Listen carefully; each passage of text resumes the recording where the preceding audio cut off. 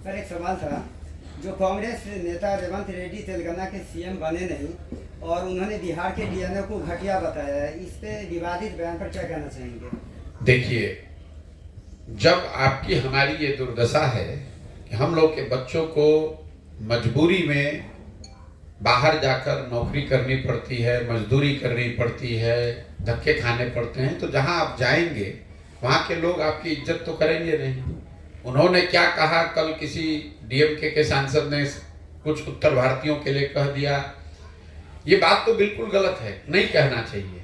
लेकिन अगर आप गरीब हैं तो समाज आपको धनी तो बताएगा नहीं, अगर आप अनपढ़ हैं तो आपको विद्वान तो कोई कहेगा नहीं।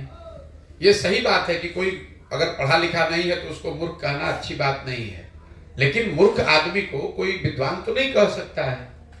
हमारे आपके भाई बंधु बाल बच्चे अगर वहां जाकर नौकरी मजदूरी कर रहे हैं तो कहीं ना कहीं तो लोग आप पर हम पर हंसेंगे ही।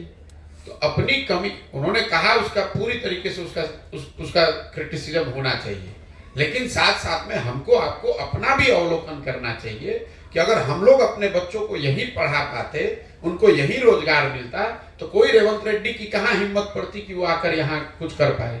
और जहां तक रेवंत रेड्डी का सवाल है, बिहार के लोगों की बुद्धिमत्ता का सवाल है, तो रेवंत रेड्डी के सर्टिफिकेट की क्या जरूरत है?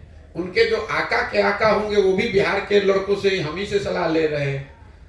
तो बिहार की विद्वता की बात नहीं है, बात यह है कि हम लोग के ज्यादातर बच्चे जो है वो पढ़ाई के अभाव में, शिक्षा के अभाव में, रोजगार के अभाव में उन जगहों पर जाकर मजबूरी में काम कर रहे हैं।